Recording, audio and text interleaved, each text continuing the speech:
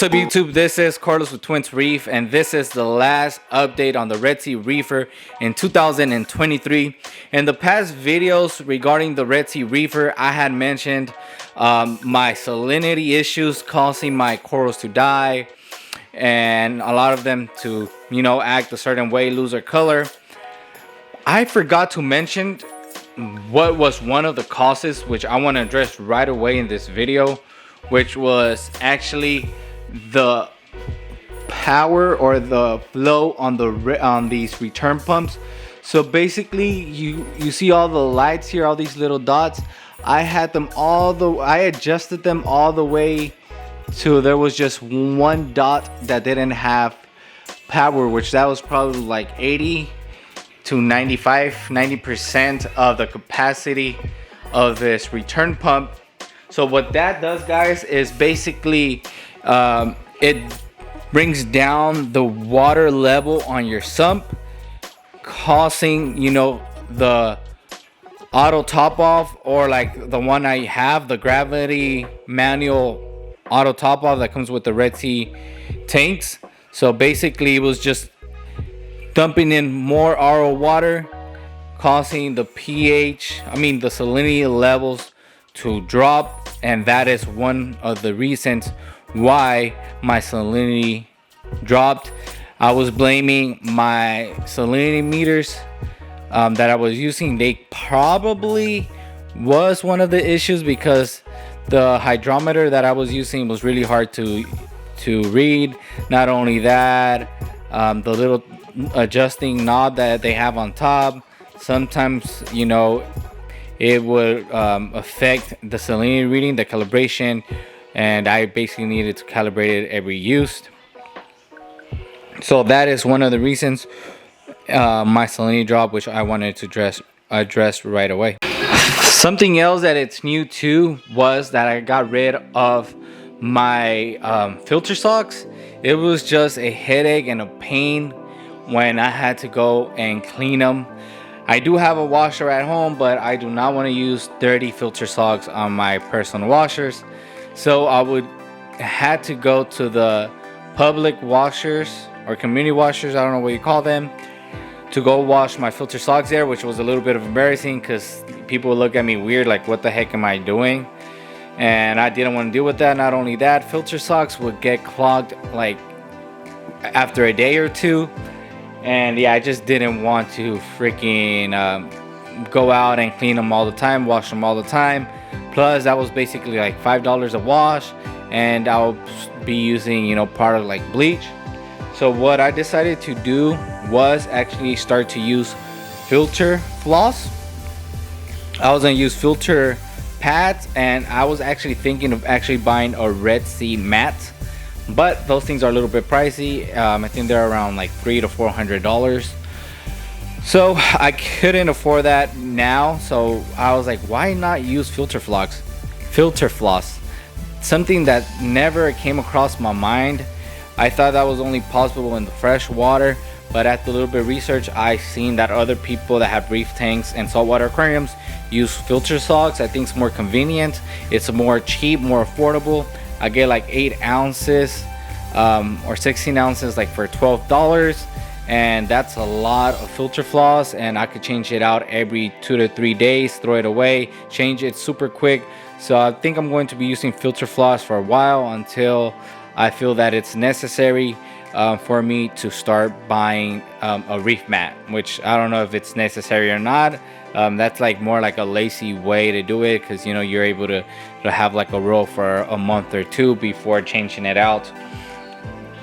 So those are a little bit of things that I have changed regarding the tank.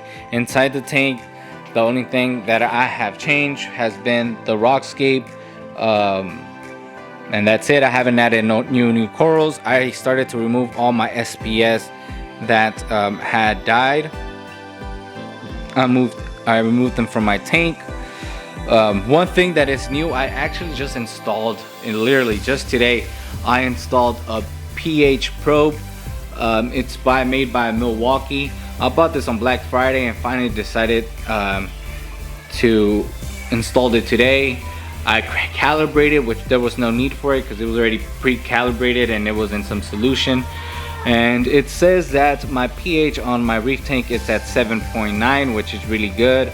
For a reef tank, you know, you want them around 8. It does have an alarm. I have it set right now at how it had the standard settings. It will notify me when it's below 7.5. So yeah, the pH looks good. I have no complaints when it comes to my Ecotech products, my lights, my wave makers. I think they are good products. But yeah, that's all the updates right now regarding, or the upgrades regarding all the equipment. You know, before we ended the year in November, I added the Ecotech Radeon's XR15s Pros, as well as the MP40 wave makers. They've been doing good for me. I have noticed a difference when my corals growing. I've seen as well. You know, I just got adjusted to the light too. It's nice lights, nice wave makers. And again, the Milwaukee pH meter is new. That is always something nice to have in your reef tank.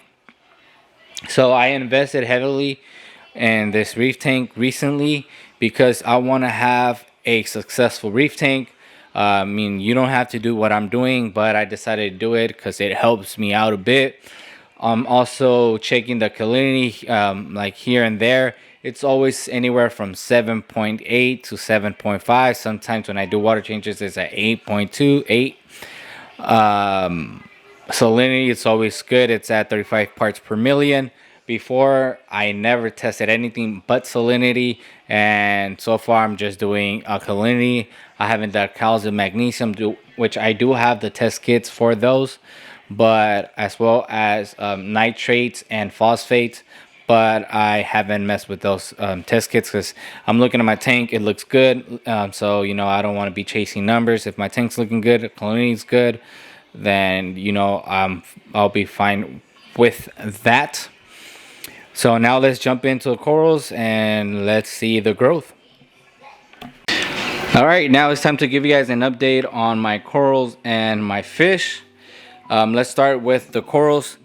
The Goniporas finally started to open up. As you guys can see, I bought these more than 3 months ago and they were doing good for the first week. After that, they were closed for a while. After adjusting the salinity and the temperature on my reef tank, the Goniporas finally opened up. And again, I have no filter, but this Gonipora is bright red. This one's pink. That one has like a pink base with yellow tips, and the other one over there, I bought it as a rainbow Gonipora, so it has more than 3 colors. As well as that Aiken, I bought it as a rainbow and it has more than 3 colors. That one wasn't doing good, but you know, they started to open up and they look good. This Avipora too looks good. It's opening up. This yellow highlighter Gonipora, sometimes it's open, sometimes it's not, so I'm gonna just give it its time. And then my Jawbreaker, it's doing good, beautiful, one of my favorite corals and mushrooms of all time. And it has like 2 babies underneath its base, its foot. The red Discosomas, they're good.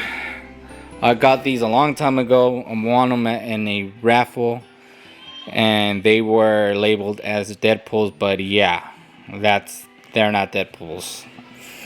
This Aiken here too is doing good. This thing was being attacked and almost killed by hairy mushrooms, but after a year it has recovered and it's looking good. The Lactus mushroom has dropped a lot of babies, doing good. The Lactus is actually bigger than how you see it now, but it has 1 foot on this frac disc and another foot on that frac disc, and probably because of the other mushroom babies that it has right there, it hasn't opened up all the way, because before I used to cover that 1 whole disc. But yeah, it dropped a bunch of babies, so I'm super excited about that. The golden gonzo bounce mushrooms, they're doing good. Small, they never grow. I mean, they don't grow in size, but they do multiply. Sunkiss, they are doing good. I remember these 3 Sunkiss here. They weren't doing good when I had them in my 20-gallon drop-off tank.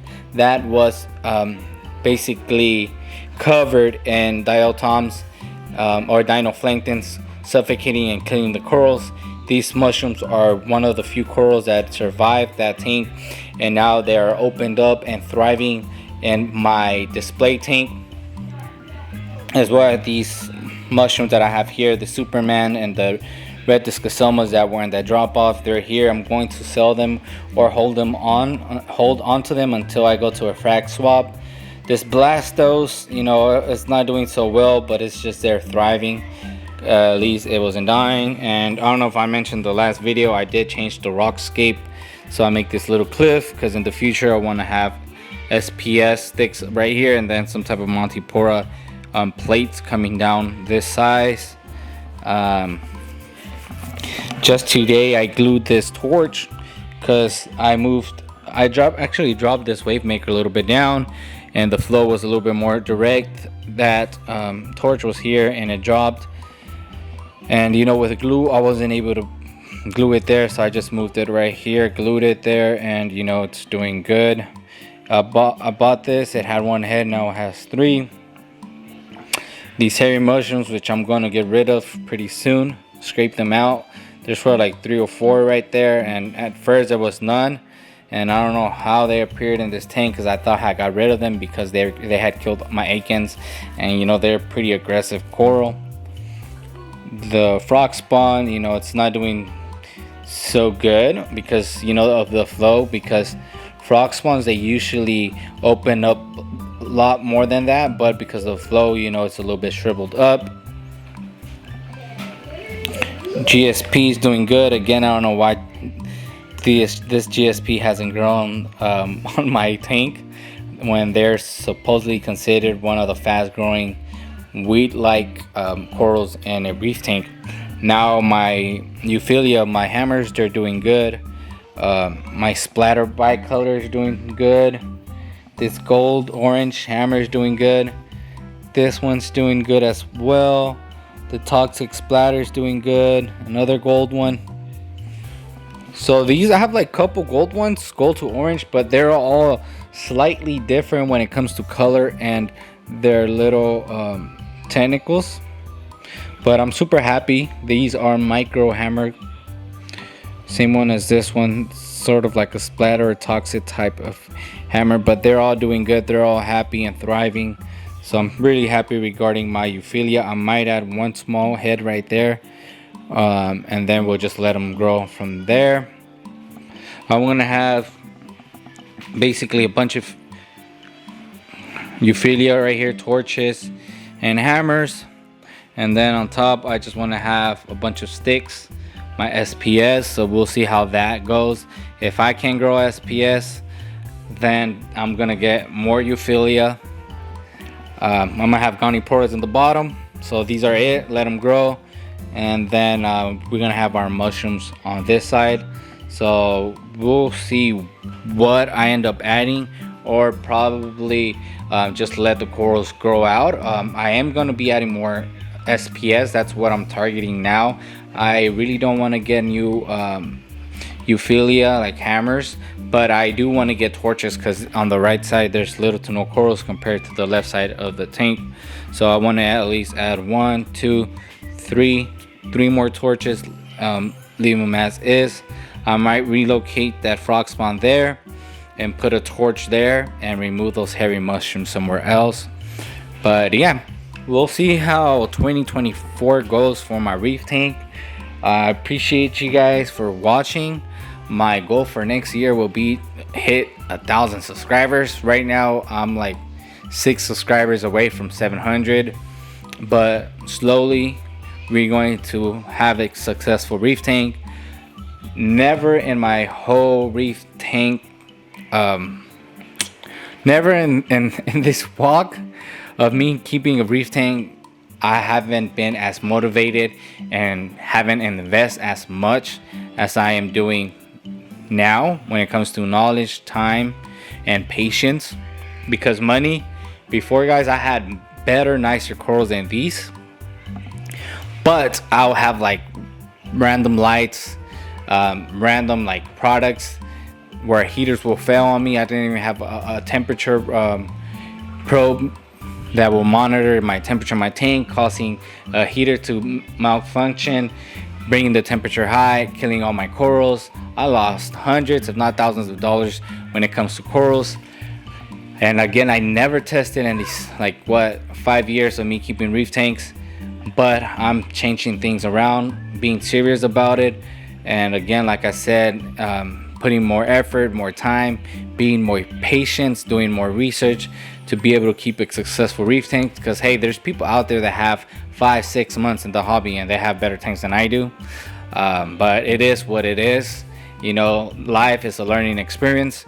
Again, some of us wish we could bring time back to correct our bad decisions in life, but the good thing about life is that we learn from our mistakes and we could apply that in the future or give good advice to those that need it. But yeah, a quick recap, guys. So for 2023, we bought this tank about 7 to 9 months ago.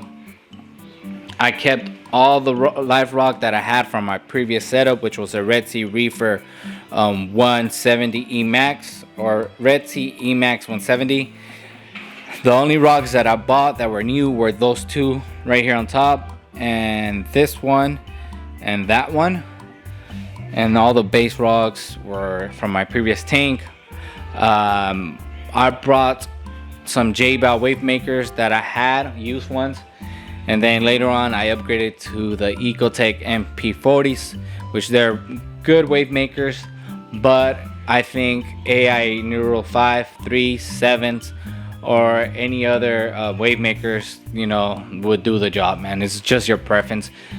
We upgraded from aqua illumination lights to the Ecotech lights. No complaints there. I'm loving the color. I'm loving the growth. And as long as my corals are happy, I am happy. My fish are doing well. I have a hippo tang. I have a black storm. I just added this algae blenny to the crew. We have the gold nugget, and we have a fox face, and we unfortunately lost my Mandarin goby, which I had for 3 years. Another fish that I have here is like a royal dotty back or purple dotty back. He's somewhere in the rocks. Just today we added this pH probe, so it's reading at 7.9, which is a good pH for a reef tank. I do have a J-Bow return pump, which I bought when I set up this tank. We do have a Simplicity skimmer. Zero complaints about it. It does its job. It's more like a liquid type of skimmet, which is fine. It's good. And yeah, that's pretty much it, guys, for this reef tank. Next year we're going to be focusing on adding corals, being patient, letting things grow, start to test a little bit more. I did bought a dosing pump during Black Friday, and I bought what is it called, the all for reef, but there's no reason right now to dose this tank.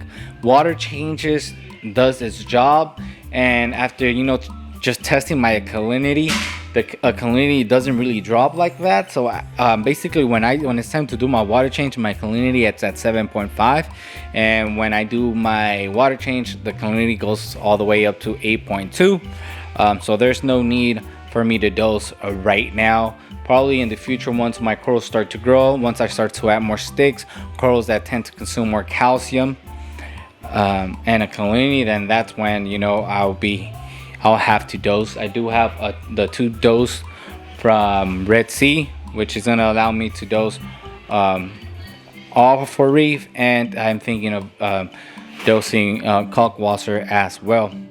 But yeah, this is the update on the Red Sea Reefer 300. I appreciate you guys for watching. Until next time, I am out. Peace.